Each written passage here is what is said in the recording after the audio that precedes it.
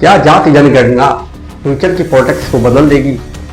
तो तात्पर्य है, क्या फ्यूचर का रिजर्वेशन जो सिस्टम है बदल सकता है?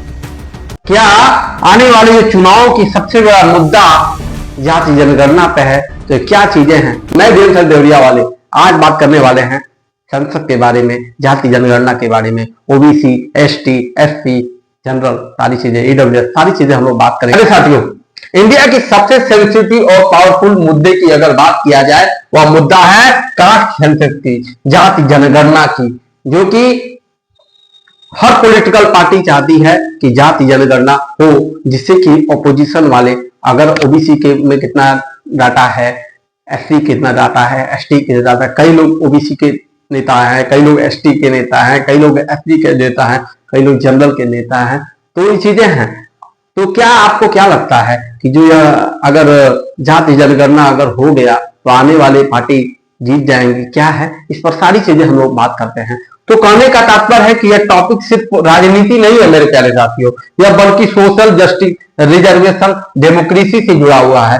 यदि हम बात करेंगे कि सबसे पहले जाति जनगणना कब हुआ था, ब्रिटिश में हुआ था, तो ये सवाल है कि आप सभी लोग लास्ट तक देखिएगा इस क्लास को। आइए बात करते हैं, आइए थोड़ा सा परिचय दे देंगे, introduction, why is this is news. आइए बात करते हैं, चर्चा में क्यों है, व्हाई नाउ। आइए बात करते हैं, the demand for the caste based census has return to the centre of the Indian politics. देखिए, जो जाति है, जो आप सेंसस देख रहे हैं, जाति व्यवस्था जो देख रहे हैं, यह चीजें जितने हमारे पॉलिटिकल पार्टी हैं वो उनके दिमाग में चल रहा है कि अगर इससे पता चल जाता है तो हम लोग टारगेट करेंगे।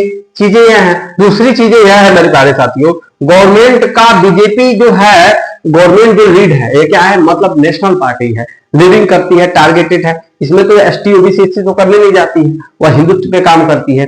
कई लोग नाता एससी, सपा हुआ, बसपा हुआ, और भी हम बात करेंगे, जो लोग सिर्फ राजनीति करते हैं, ओबीसी पे राजनीति करते हैं, जनरल लोगों को बहुत मतलब एक माँ की मच्छी से निकाल देते हैं। ये सही बातें हैं, आप भी जानते हैं और मैं भी जानता हूँ, ये बातें छुपी नहीं है। दूसरी चीज मेरे प्यारे साथियों, दो conducting the caste census at the national level 2025 at first 1931। देखिए, सबसे पहले 1931 में हमारा जो जाति जो व्यवस्था जो आप देख रहे हैं, जाति जनगणना पूरी तरह से 1931 में हुआ था।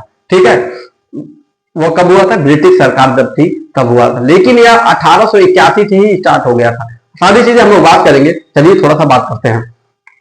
बिहार अभी ही 2023 में जाति जनगणना ने बिहार में जाति जनगणना हुआ है। उसमें क्या क्या 63% आपका, देखिए रिबलिंग ओबीसी और ईबीसी मिलके 63% पॉपुलेशन है। ठीक है, देखिए ईबीसी क्या होता है और ओबीसी क्या होता है, इस पर जो लोग जानते हैं तो कमेंट बॉक्स में जरूर बताइएगा, ताकि हम बताएंगे। ठीक है, देखिए इससे फायदा क्या होगा, फायदा यह होगा मेरे प्यारे साथियों कि जो पॉलिटिकल आप जो देख रहे हैं, इलेक्शन मैनिफेस्टो बैटल ग्राउंड, इससे जो इलेक्शन का जो हो जाएगा, बैटल ग्राउंड हो जाएगा, इससे साफ और रास्ता क्लियर हो जाएगा। दूसरी चीजें क्या है, social, OBC, SC, ST representation demand, मतलब सब कोई डिमांड होगा कि मेरी मतलब एसटी में इतने लोग हैं, एससी में इतने लोग हैं, ओबीसी में इतने लोग हैं। 2023 में ही बिहार गवर्नमेंट में अभी आप देखिए सेंसस से काम की है, जाति जनगणना काम की, हमने बताया ही है। दूसरी चीज मेरे पास डाटा पता चलने से जानते हैं फायदा यह होगा कि रूलिंग पार्टी जो विरोधी पार्टी, उससे दिमाग लग जाएगा कि हमको किस पर काम करना चाहिए। ठीक है, आप देख रहे हैं अभी बंगाल भी चुनाव हुआ, उसमें बीजेपी जीत गई, असम में देखे, तमिलनाडु में देखे, तो चीजें है मेरे प्यारे साथियों। अगला किस टॉपिक पे है आप सभी बताइएगा। बीएस थालापति के बारे में उन्होंने सीएम पद ज्वाइन कर लिया है। क्वेश्चन हम यह भी है आप लोगों के, किस पार्टी से वो जुड़ के कोऑर्डिनेशन करके उन्होंने अपनी सरकार को बनाई है, ये चीजें आपके दिमाग में आना चाहिए, वो कमेंट बॉक्स में जरूर बताइएगा। जाति जनगणना क्या है, सबसे बड़ी सवाल यह उठती है, थोड़ा सा बात करते हैं। देखिए, जब गवर्नमेंट पॉपुलेशन के साथ लोगों की जाति का डाटा कलेक्ट करती है, उसी को जाति जनगणना कहते हैं।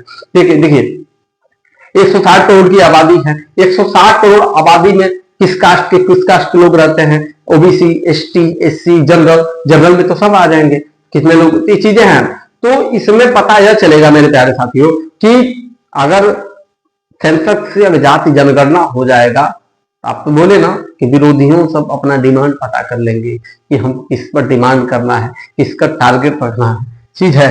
तो यानी गवर्नमेंट को पता चले कौन सी कास्ट की पॉपुलेशन कितनी है। इसे जानते एक फायदा और भी है, जिससे जैसे मान लीजिए दो लोग सुविधा जो मिल रहा है, ओबीसी में रिजर्वेशन, एसटी में रिजर्वेशन, एससी में रिजर्वेशन, ईडब्ल्यूएस में रिजर्वेशन, इससे ये पता चलेगा कि कितने लोगों को मिल रहा है, यह भी फायदा हो सकती है। अगला मेरे प्यारे साथियों, जाति जनगणना अभी हम बता दिए हैं ना, आइए बात करते हैं। 1881 से यह जाति जनगणना शुरुआती हुआ जब ब्रिटिश गवर्नमेंट थी, ब्रिटिश जब सरकारें चलती थी, यह 1881 से स्टार्टिंग हुआ, ठीक है।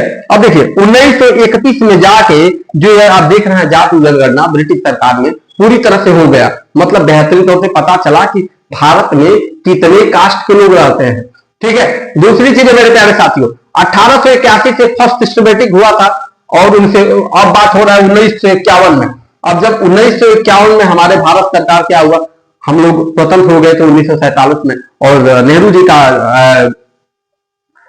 उस टाइम सरकार थी, मतलब वही प्रधानमंत्री थे, उन्होंने इस जाति जनगणना को 1951 में उन्होंने बंद करा दिया, ठीक है। अब बातें हुई 2011 में हमारी जो जनगणना हुई, तो उसमें सिर्फ डाटा रिलीज नहीं किया गया कि उसमें एसटी कितना है, ओबीसी कितना है, जनरल कितना है, वो डाटा रिलीज नहीं किया गया, सिर्फ बता दिया गया कि इतने करोड़ हमारे प्यारे भारत देश में रहते हैं, ठीक है। अब देखिए क्या 2023 में बिहार में जो जाति जनगणना हुआ है उसमें बताया है कि 63% ईबीसी ओबीसी को उन्होंने बताया, लेकिन पूरा वो भी मतलब रिलीज नहीं किए, ठीक है। तो 2025 में नेशनल कास्ट सेंसस अनाउंस होने जा रहा है कि 2025 में हुआ था, 2026 में हो जाएगा, जाति जनगणना होना चाहिए। अब सवाल यह है कि क्या होगा कि नहीं होगा, ये तो भविष्य की बातें हैं, बाकी मुद्दा चर्चा में थी इसलिए हमने सोचा कि बता दें, ठीक है। तो ये चीजें हैं, यह सारी चीजें हमने बताई किया, यूपीएससी में आपके क्वेश्चन जरूर आएगा, ठीक है। यह चीजें हैं, अब कास्ट सेंसस क्या होता है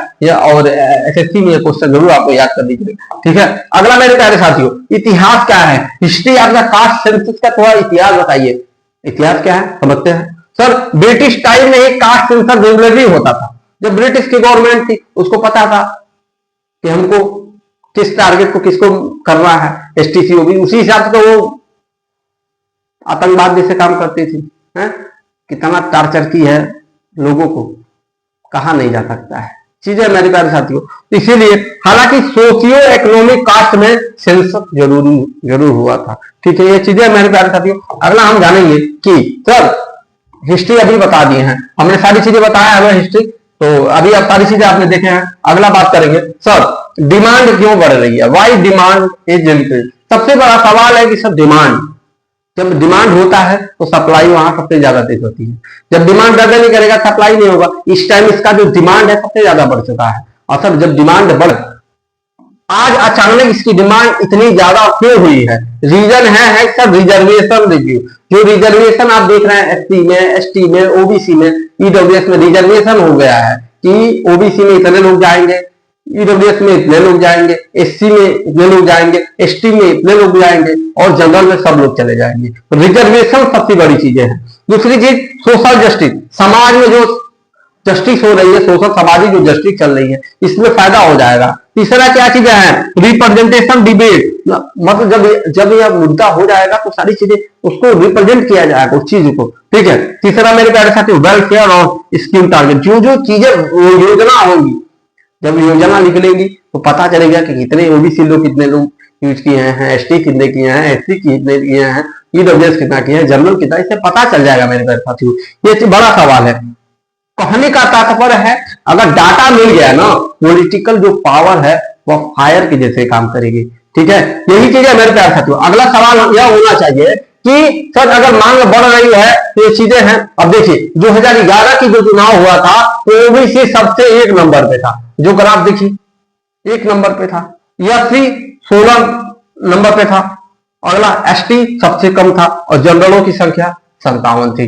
तो जनरल में सब आ जाते हैं, सबसे ज्यादा जनरल 57, 60 में से 57 जनरल था, ओबीसी 52 थी, तो सेकंड नंबर पे ओबीसी आ रहा था। 3 बड़े कारण थे, रीजन क्या था, social justice, real population data, आवश्यकता होता है रिजर्वेशन के प्रोपोर्शन के अनुपाती होती है। ठीक है, पॉलिसी मेकिंग वेलफेयर योजना जो होते हैं टारगेट होते हैं कि किसको लाभदायक मिलेगा। तीसरा रिप्रेजेंटेशन, पॉलिटिकल जो पार्टी होती है रिप्रेजेंट करती है कि ओबीसी कितना है, टारगेट होती है जितने लोग नेता बनते हैं। ये चीजें मेरे प्यारे साथियों। अगला बात जानना है कि सब रिजर्वेशन आरक्षण की राजनीति क्यों हो रही है। आज भी देख रहे हैं कई नेता लोग हैं आरक्षण की राजनीति कर रहे हैं। सबसे बड़ी चीज है सब सपोर्टर्स कहते हैं कि रियल रिप्रेजेंटेशन मिलेगा।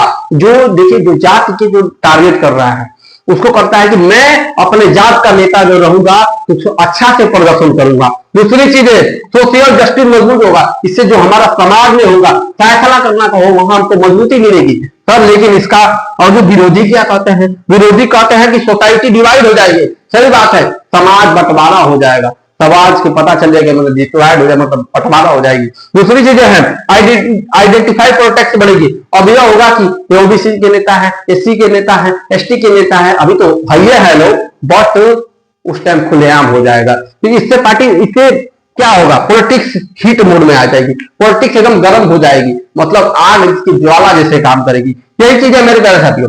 तीसरी चीज है, आइए बात करेंगे। देखिए बात करेंगे बीजेपी। बीजेपी क्या करती है, हिस्टोरिकल कॉज जो आप हिस्टोरी मतलब जो आप हिस्ट्री का जो चीजें हैं उस पर जांच करती है। जैसे कि now impressing caste census electro पुसेस EWS general category, जैसे कि मतलब उसमें क्या किया, जनरल वाले में ईडब्ल्यूएस बता दिए, कुछ 10% आरक्षण देना है। ठीक है सर, कांग्रेस इंडिया अलायंस क्या कहती है, जितनी आबादी उतना सरोवर, यह कहती है। इंडिया अलायंस जो आप समझ रहे हैं कि जो आप गांधी जी वाला है, राहुल गांधी का डिमांड उन्होंने किसका करते हैं कि ओबीसी पे ज्यादा टारगेट करते हैं। तीसरा सपा आरजेडी जेडीयू इस सब के सब किस पर, ये सब के सब ऐसा नेता है लोग सब कास्ट वाले हैं। ठीक है, इनका नेशनल पार्टी नहीं है लोग। ठीक है, ये लोग सिर्फ जाति का आप देखते करते हैं, यूपी में देख रहे हैं, बिहार में देख रहे हैं, ये सब पार्टी वही की है, ये सिर्फ ओबीसी बेस्ड पार्टी है। यह इनका मेन टारगेट है ओबीसी। इंडिया अलायंस भी ओबीसी। तो ये चीजें लोगों को आप समझ रही है, रूलिंग पार्टी में क्या खलबली मच जाए, ये चीजें हैं। ठीक है, कांग्रेस एंगल संवैधानिक थोड़ा हम बात करते हैं, संविधान कॉन्स्टिट्यूशन एंगल पे थोड़ा हम लोग देख लेते हैं मेरे प्यारे साथियों। देखिए इंपोर्टेंट क्या कंसेप्ट है यहाँ पे, यूटिलिटी सबको बराबरी मिलेगा। तीसरा रिजर्वेशन के तहत बेहतरीन है, सुप्रीम कोर्ट का भी लिमिट हो जाएगा। रिजर्वेशन डिबेट कॉन्स्टिट्यूशन से डायरेक्टली जुड़ा हुआ है, जो आपका देखिए संविधान से ही सारी चीजें चलती है। बातें ये हैं, सवाल यह है कि आइए बात करते हैं आर्टिकल 14 क्या बोलता है। आर्टिकल 14 यही बोलता है जो सबको बराबर हक मिलेगा। अगला आर्टिकल 15(4) में क्या बोला है, special provision for backward class, जो ST class, ST SC OBC जो है उनको एक अलग संवैधानिक रूप से उनको सुविधा मिलेगी। तीसरा आर्टिकल 16(4) में क्या बोलता है, रिजर्वेशन इन पब्लिक एम्प्लॉयमेंट, जो रिजर्वेशन है ये क्या है, एम्प्लॉयमेंट लोगों को क्या है संरक्षित करती है। अगला सब आर्टिकल 340 क्या बोलता है, appoint of the OBC commission, OBC commission को अपॉइंट करता है, नियुक्ति करता है। अगला सब कुछ दिक्कत कर रहा है तो उसके ऊपर एसटी एसटी एक्ट लग जाता है, वो फंस जाता है। अभी कई लोग शिकार हो जाते हैं, चीजें होती हैं। अभी आप किसी भी एससी और एसटी के घर जाइए, कुछ भी बंद बोलिए, वीडियो बना लेगा, झूठ मूठ जाके अगर गवाही दे देगा अगर थाने में, तो आपके सामने पुलिस आके पूछेगी नहीं, आपको टांग को लेके चले जाएगी और डंडा बरसाएगी। ये चीजें मेरे प्यारे साथियों, तो यही डिबेट सबसे चीजें हैं। ठीक है, अगला बात करते हैं, तमिल में सारी चीजें ये चीजें चल रही हैं। पॉलिटिकल प्रभाव क्या पड़ेगा, राजनीतिक असर क्या पड़ेगा। देखिए इलेक्शन क्या है, पॉलिटिक्स पे असर पड़ेगा। ठीक है, आइए थोड़ा सा बात करते हैं impact vote bank politics, regional party मजबूत हो जाएंगी। कई एक्सपर्ट मानते हैं फ्यूचर इलेक्शन का सबसे बड़ा मुद्दा बन जाएगा। ठीक है मेरे प्यारे साथियों, आज चलिए अगला नेक्स्ट हम बातें करेंगे।